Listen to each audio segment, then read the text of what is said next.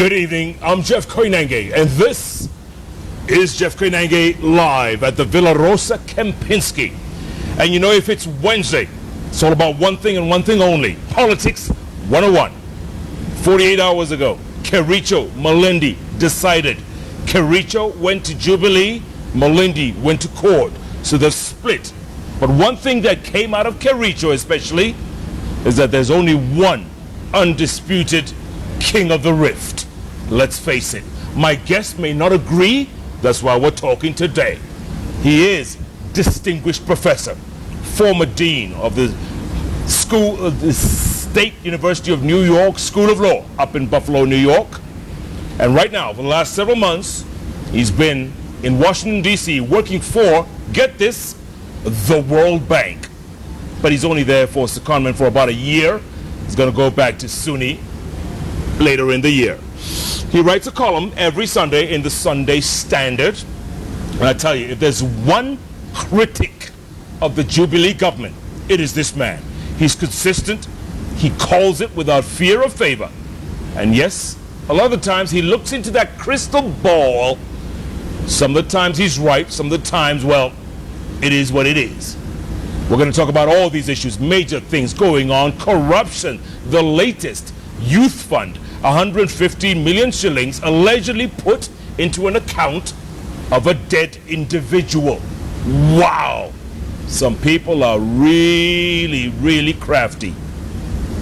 My guest tonight, the one and only Professor Makau Mutua. Hey bro, how are you doing? Good to see you, my brother. I must say first of all that I like your new digs. Do you like this? Is it all right? I love you. Man, you're moving up. You're really moving up. Not just because Obama stayed here. Not just because Obama stayed here. Yeah. On your own right. Right. By the way, let me just tell our audience, our Twitter handles are at Makau Mutua, at Koinange Jeff, and the hashtag, as always, Politics 101. Prof. Yes.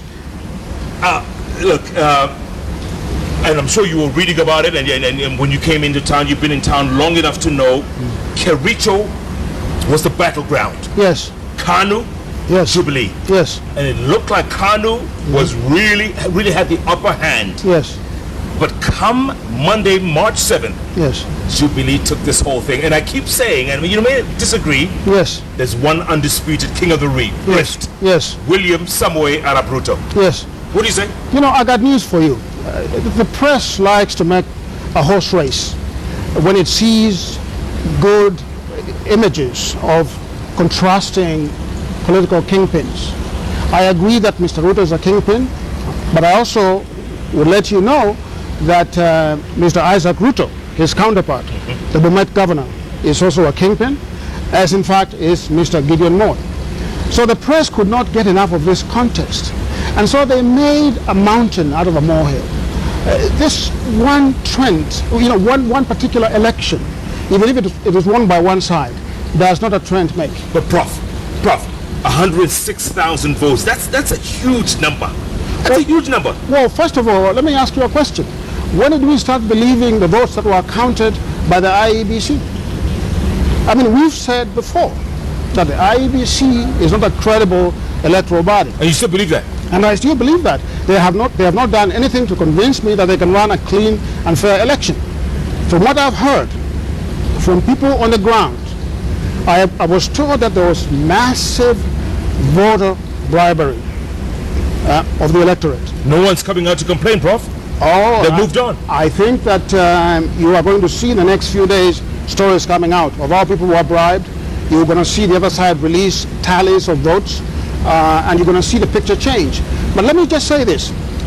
Even if it was true, if I was to grant to you that in fact the election was won by Mr. Ruto's side, William Ruto's side, I would tell you one thing. I would say that how come Mr. Ruto was so challenged in his own backyard? I mean, if you are a kingpin, if you are still the king of the Rift Valley, should you just wave a wand and things happen? And let me ask you something else. Where was Mr. Kenyatta in all of this? Mr. Kenyatta has gone AWOL, absent without leave. He has let his deputy fight all these other demons by himself. What does that say? He's trying to find little countries to visit. Yeah, he was in Djibouti, then he was in some other place, and then some other place. Yeah. You know, I just want to say to you that I think Mr. Ruto knows that he's in trouble. He knows that he's now walking. He's more or less the Walking Dead, political. This is my argument. You know. Do you think so? And that the people in the rift are smelled blood. Look, Prof, let's face it.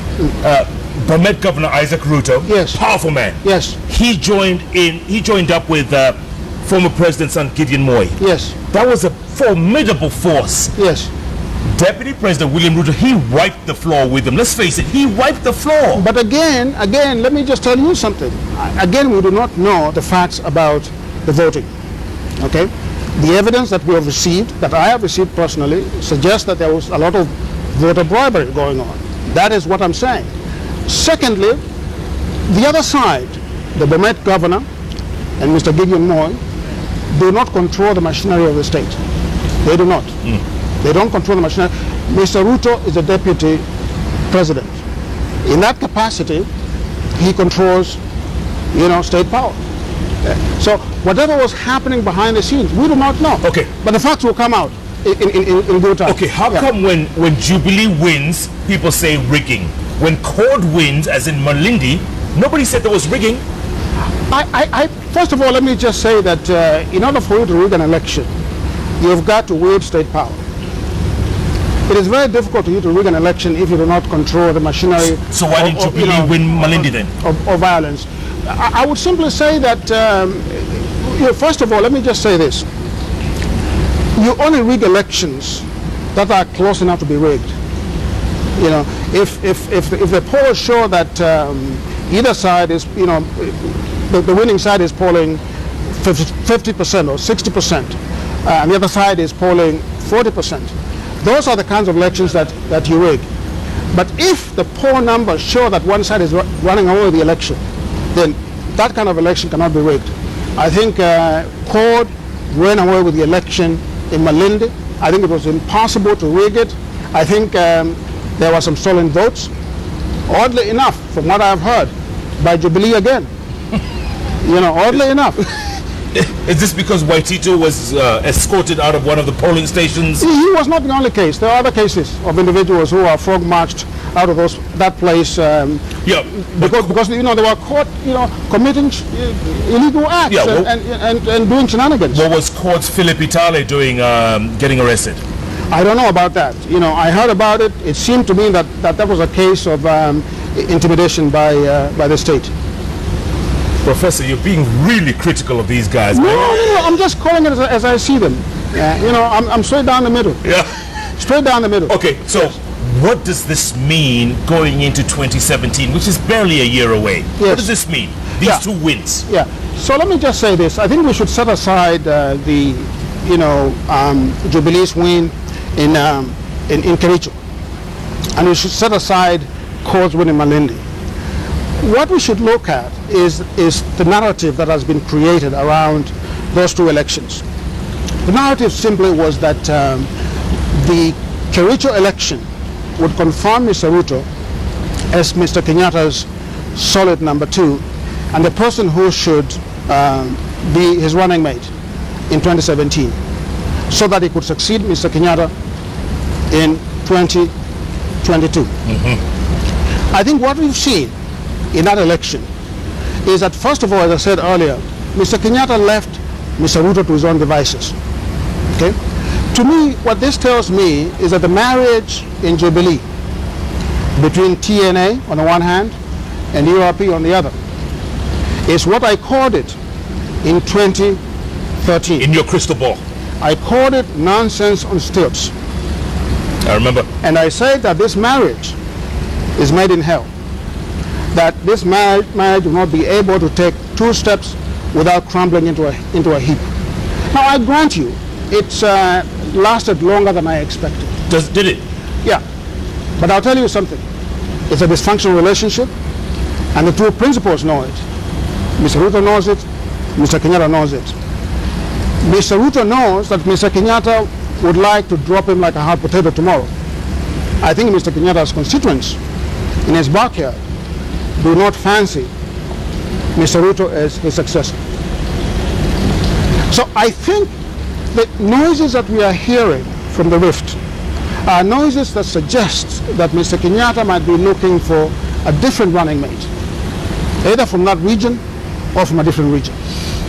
Is that plausible, Prof, in your opinion? Is that plausible that he drops his deputy now or between now and whenever and gets another one for 2017? You know, this is Kenyan politics. I believe that you are aware of what happened in 2002.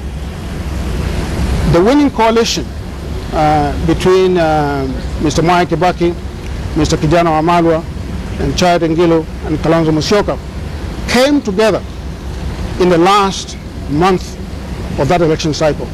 I think they came together in October of 2002, and of course swept the elections. They won the elections going away, okay, in that year. I think that if you look at the kinds of things that might make Mr. Kenyatta a one-term president, and you look at all the signs, every sign is there that unless Mr. Kenyatta does something very dramatic, like dropping his deputy, like having a successful campaign against corruption, like putting behind bars and throwing away the key all these lieutenants of his who have been caught with their fingers in the public purse. This man from Katundu is going to be a one-term president. You're saying that here on this show? I'm saying you heard it here first. But I think in order for him to change the dynamic, he has to create a political earthquake. Okay? He has to engineer a very dramatic break from the situation. Can he do that? Well, I mean, do I personally wish that he's re-elected? No, I do not. You know, I do not wish that he's re-elected. I never supported him in the first place. And as you know, I never recognized him as president, a duly elected president. Yeah, and you still wouldn't call him president. And I would still not call him president. I'm just offering my opinion as a political analyst that if he wants a second term, he has to do something dramatic. And that something is dropping Mr. Ruto and jailing all of these thieves who surround him. And if he keeps Deputy President William Ruto, if he keeps him, yes, because you know the marriage is still on, yes, if he and the MOU is still there, and he promised, you know, we do 10 and you do 10, yes. If he keeps him, then what? You know, Kenyans have got to understand that this is a country of some 42, 43 million people, okay? And if you are building coalitions, and we are building coalitions based upon ethnicity, which is odious, you know, and really goes against the spirit of our own constitution. If that's what you are doing, you've got to realize that if you live by the sword, you have to be prepared to die by the same sword. The fact that Mr. Kenyatta and Mr. Ruto could form a political coalition, which was essentially a tribal coalition of two groups, makes them vulnerable, especially when there's disenchantment within the coalition itself, and also in view of the fact that 3-4 years down the line, Jeff, Kenyans have realized that they made a mistake. They have realized that they were taken for a ride. They have been robbed blind. I mean, can you count the scandals? No. I mean, scandals are coming thick and fast, like tweets. I mean, I've never seen anything like this in my life. They're like tweets. I mean, we all have lived in this country for many, many years, and we can remember a time when, in fact, corruption was rife.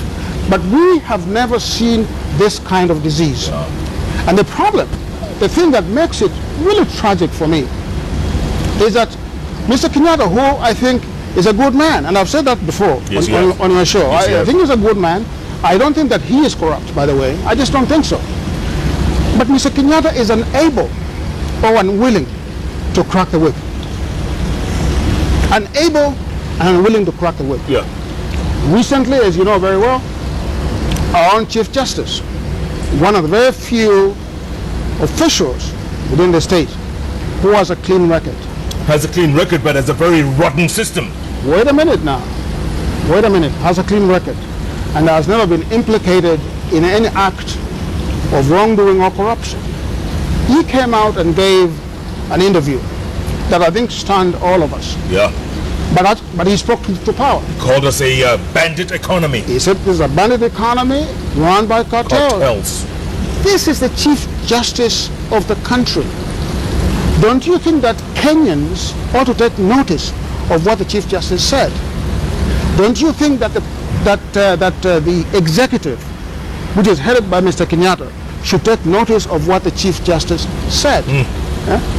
There is only one person in this country who heads the first among equals within the state structure, the three arms of government. There is one arm that is the first among equals, the executive, Mr. Kenyatta.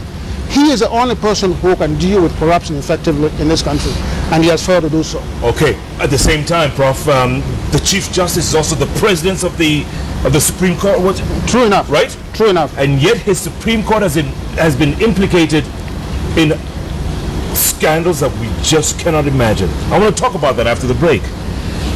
What's going to happen to the Supreme Court if in the next election there is a possible runoff? Is this Supreme Court going to be the same way as it is, or does it have to be reconstituted? Think about it. I'll think about it. Think about it. But let me just say this. Let me just say this. You know, attacking the person of the Chief Justice, this is Dr. William Mutunga, is a subject that ought to be approached with a lot of caution, simply because the third arm of government, the judiciary, is the most noble of the three arms of government, but it is the least powerful in terms of its muscle. Yeah. It does not control the instruments of coercion. It does not control the instruments of power. The courts simply interpret the law. They don't enforce it. They don't write the law. Yeah. Is Justice Philip Tenoy noble, as you say? Is he noble? I said the judiciary is supposed to be noble. But we'll talk about him also. Let's do that. Yes. $2 million. Well, That's a lot of money. it's a lot of dough. It's a lot of dough, man. Indeed. Yeah, it's a lot of dough. A lot of dough. A lot of dough. Professor Makau Mutua. Prof, I think this calls for a little. Yeah, it calls for a little. Do you mind? No. Oh, the pin is in. The pin is in. Oh my God. Oh my God. Oh my God. You blew the roof off. The Prof is in the house. Professor Makau Mutua, and he's calling it without fear or favor. This is what we mean when we talk about politics 101. We're going to tackle every issue we can, because that's what we do. We have to do it. If not us, then who? If not now, then when? Keep tweeting at Makau Mutua, at Koinange Jeff, the hashtag Politics 101. Jeff Koinange live at the Villa Rosa Kempinski takes a quick break. We'll be back in a moment. Maybe. Maybe not.